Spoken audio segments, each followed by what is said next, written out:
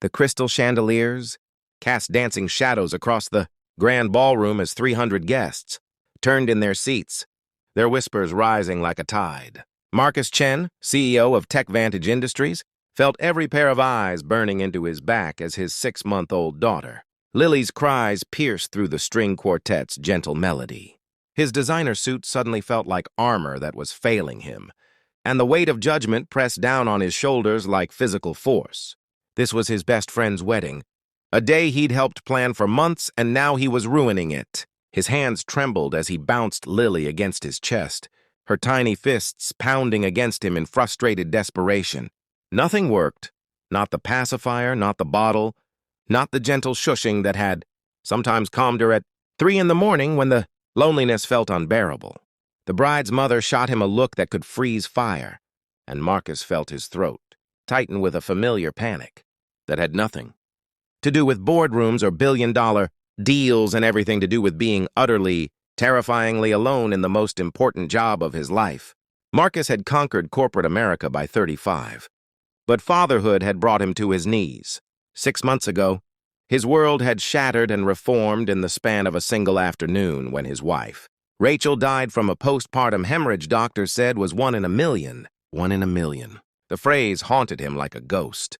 She'd survived childbirth, smiled at their daughter, whispered, "She has your eyes." And then 27 hours later, she was gone. Just gone. The CEO who commanded rooms full of executives now stood helpless before a crying infant, armed with nothing but YouTube tutorials and the slowly fading scent of Rachel's perfume on her favorite cardigan that he sometimes wrapped around himself at night. He'd almost skipped the wedding entirely. His assistant Maria had printed out his regrets 3 times, each version more eloquently apologetic than the last. But Rachel had loved weddings, and she'd been the one to introduce Marcus to James, his college roommate who was marrying his soulmate Sarah today. "You have to keep living," his therapist had told him, "for yourself and for Lily." So he'd hired a nanny to accompany him, paid her triple rate, and convinced himself he could do this one normal thing.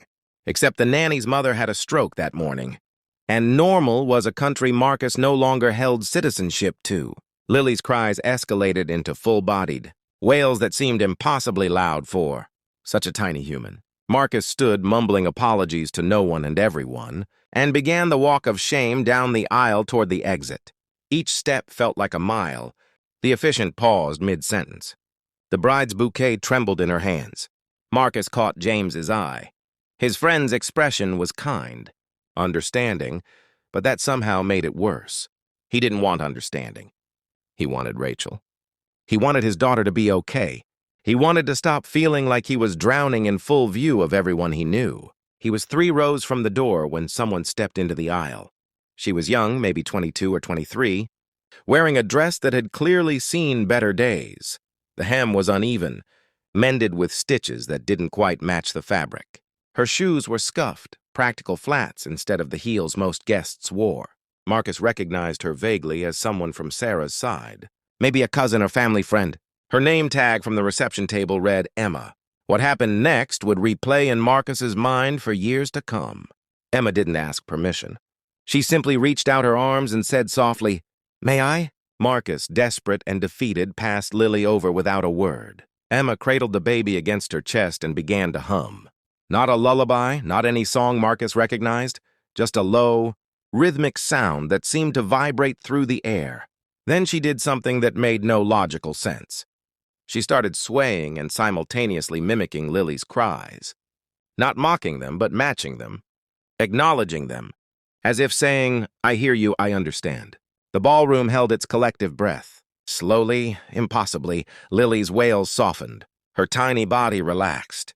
Emma continued the strange harmony of humming and swaying, and then she whispered something Marcus barely caught. "It's scary when everything's new, isn't it? But you're safe. You're so safe." Within 2 minutes, Lily was quiet. Within 3, her eyes were drooping. By 4, she was asleep in the arms of a complete stranger who looked like she could barely afford to be at this wedding. Emma carefully returned Lily to Marcus's arms. The baby didn't stir.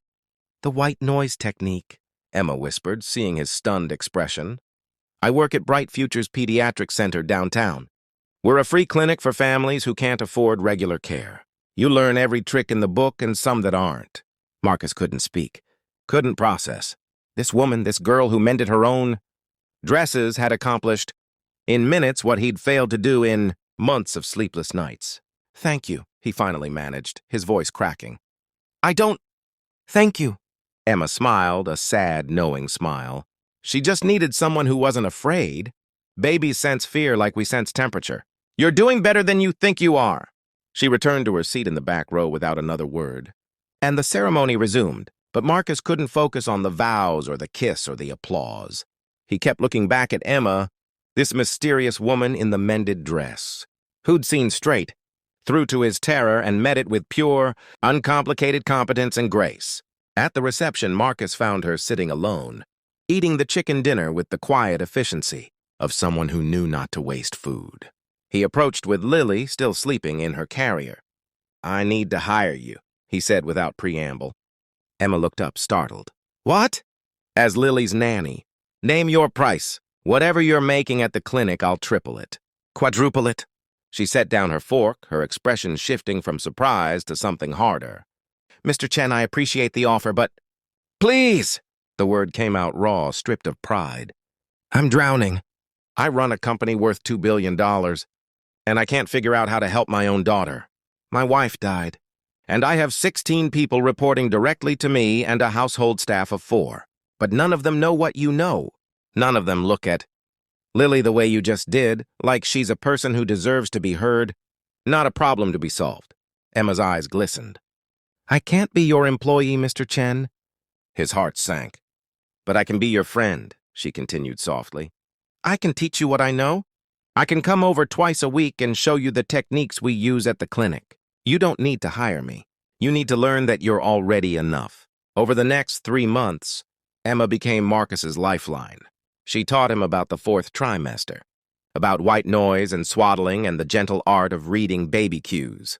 She showed him that Lily's cries weren't accusations of his failure, but communication he could learn to understand.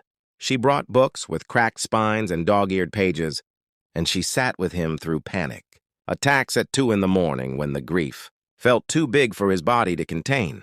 She never accepted payment.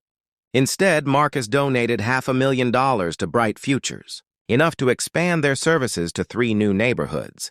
Emma cried when she found out, and Marcus realized she was the first person since Rachel who'd seen him, not the CEO, not the widower, not the struggling father, but just Marcus, trying his best. On Lily's first birthday, Emma stood beside Marcus as he shakily lit the candle on a cake he'd baked himself. It was lopsided and imperfect, and it was the most beautiful thing he'd ever created besides the gurgling, happy baby reaching for it with frosting sticky fingers. "Rachel would be proud of you," Emma said quietly. Marcus nodded, unable to speak past the lump in his throat. In saving him that day at the wedding, Emma hadn't just quieted a crying baby. She'd shown him that help comes from the most unexpected places, that wealth can't buy what the human heart offers freely, and that sometimes the poorest among us are richest in exactly what we need. She'd taught him that being a father wasn't about never failing. It was about showing up, learning, and loving through the fear. And in a ballroom full of people who'd looked away, one girl in a mended dress had stepped forward and changed everything.